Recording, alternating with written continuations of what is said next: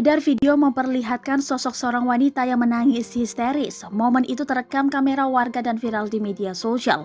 Akun Instagram @viralyes turut mengunggah postingan yang bersumber dari dokumen Sasak Tulen Official.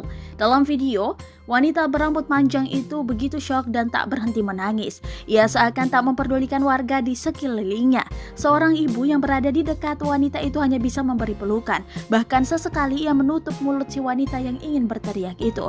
Terdapat tulisan yang disematkan dalam video, wanita itu menangis karena ibu dari kekasihnya tak merestui. Padahal, si wanita dan kekasihnya itu saling mencintai.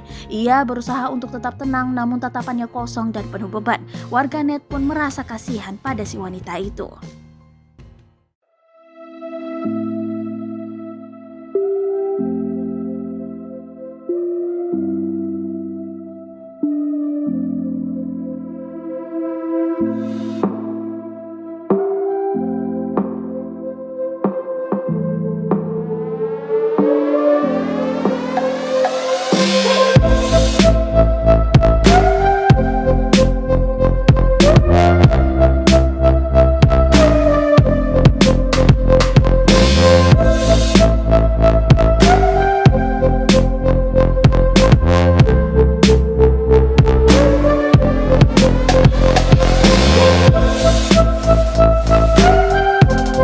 Terima kasih sudah nonton.